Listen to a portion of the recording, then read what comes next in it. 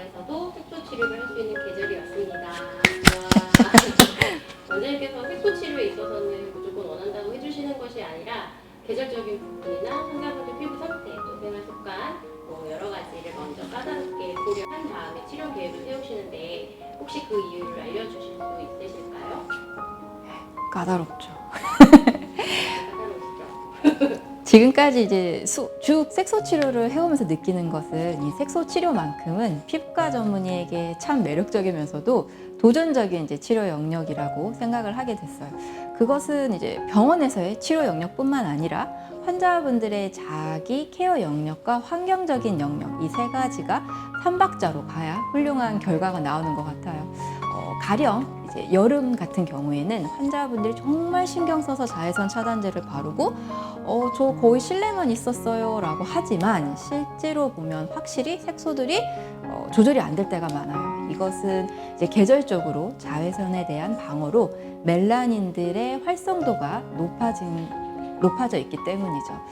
이런 환경에서의 치료는 가급적 자극을 주지 않는 한에서 색소 치료를 하거나 혹은 색소 치료에 대비를 하여서 피부를 건강하게 만드는 것이 필요한 것 같습니다. 그래서 사실 여름에 저희 병원에 오시는 환자분들이 색소 때문에 오셔도 계절적으로 습도는 나쁘지는 않은 편이나 강한 자외선 영향으로 색소 레이저 치료를 들어가지 않고 소위 피부를 회복시키는 시술 혹은 미백 관리로 들어를 가는데 사실 이렇게 피부를 만들고 들어가면 가령 예전에 토닝 레이저만 하시면 뒤집어지신다는 분들 중에서도 무난하게 레이저 치료를 받게 되시는 분들이 생기게 되는 경우도 심심치 않게 목격을 하게 됩니다. 의외로 흔하게 접하게 되는 토닝 레이저도 이제 안 맞는 분들이 꽤 많으시거든요.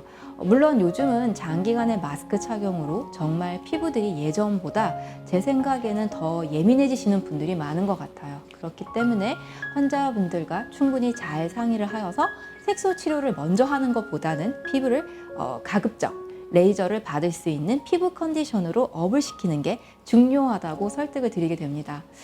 그런데 정말 이렇게 관리로도 피부 톤이 업이 되시는 분들이 정말 많으세요.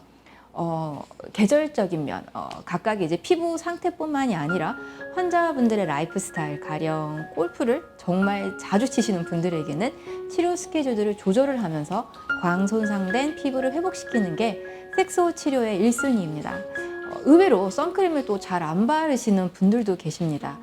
마스크를 쓰면서 더 안 바르시는 분들이 많이 생기신 것 같은데 사실 면 마스크 기준 자외선 차단 지수는 SPF 7 정도라 하는데 요즘은 자외선 차단 지수 권고사항은 25 이상은 되어야 한다고 합니다. 이것은 거의 요즘 실내에서 생활하시는 분들 기준이기도 합니다. 이런 환자분들에게는 아무래도 생활습관 교정이 필요하겠죠. 즉 강조할 것은 색소 치료는 병원 치료, 환자들 자기 케어, 환경 이렇게 세 박자가 중요하다는 것입니다. 그를 해도 선크림은 꼭 발라야겠네요, 원장님. 발라야 됩니다. 저도 새로운 게 알게 된 것 같아요. 피부과에 오시는 분들은 어떻게 보면 가장 많은 분들이 고민하는 분야가 색소 쪽인 것 같아요. 많아요 네. 진짜.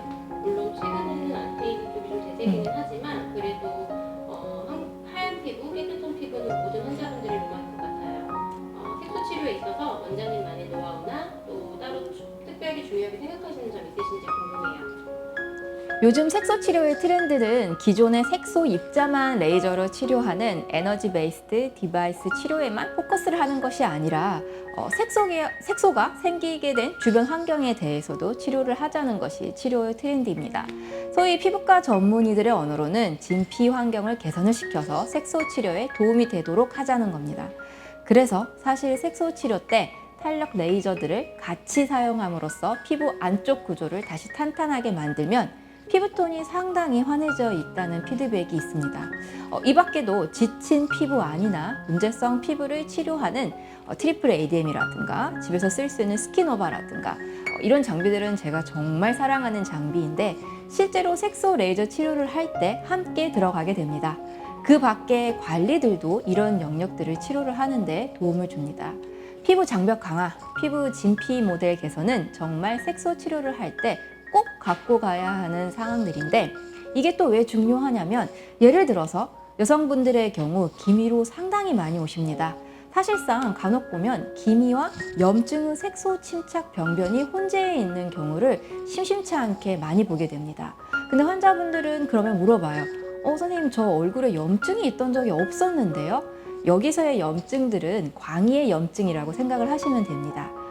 혹은 환자분들이 인지하지 못하게 장기간의 접촉, 가령 파운데이션을 계속 두드리는 어떤 행위라든가 혹은 나도 모르게 있는 알러지라든가 이런 과정들이 계속 축적이 되면서 살살살 색소 침착이 생긴 경우도 있는데 이때는 당연히 염증을 일으키는 환경들을 교정을 해야 할 뿐만 아니라 이미 아픈 피부를 치료를 해야 하겠죠.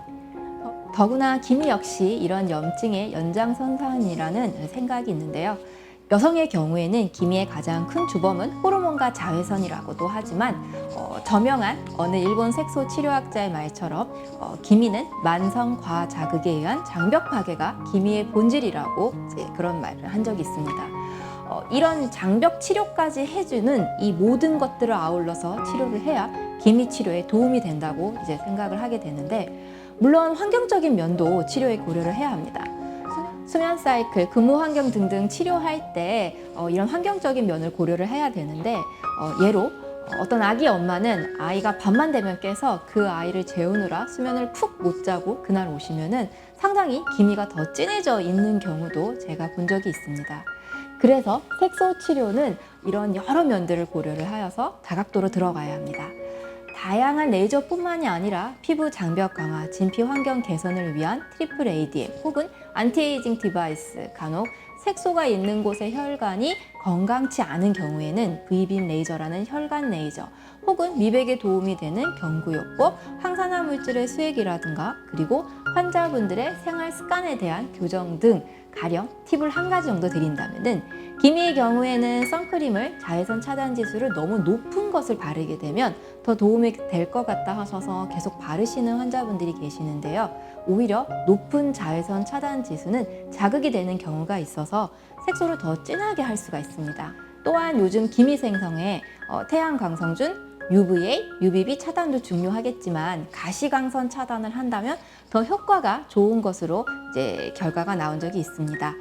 선크림 중에 이러한 가시광선을 차단에 효과적인 산화철이 들어있는 틴티드 선크림을 사용하시는 게 좋다는 얘기들이 있는 거죠. 이런 생활 교정은 아무래도 병원에서 치료를 받으시면서 얘기를 듣게 됩니다. 그러나 무엇보다 중요한 것은 색소 각각에 대한 정확한 진단이 베이스가 되어야 거기에 맞춘 레이저 장비를 선택할 수 있고 그리고 시시각각 변화하는 환자분들의 상태에 따라 변하는 색소들에 대해서도 항상 주의 깊게 캐치해내고 치료를 결정하는 의료진들의 노력과 관찰도 필요하겠죠. 저희 병원에 오시는 환자분들 중에서 정말 어려운 분들이 많이 오셨는데 다른 병원 가셔서 효과가 없다가도 저희 병원에서 효과가 있는 이유가 원장님께서 이런 여러 가지 고려를 하셔서 치료를 하시는 컵적인 것 같아요. 그게 아닌가 또 새삼스럽게 다시 생각이 되네요. 원장님. 가끔 원장님께서 환자분들 그냥 돌려보내실 때 아쉬운 생각도 솔직히 좀 들었었는데 원장님의 색소 치료에 대한 생각을 듣고 나니까 정말 환자분들 위해서 너무 좋은 치료 철학이 아니신가.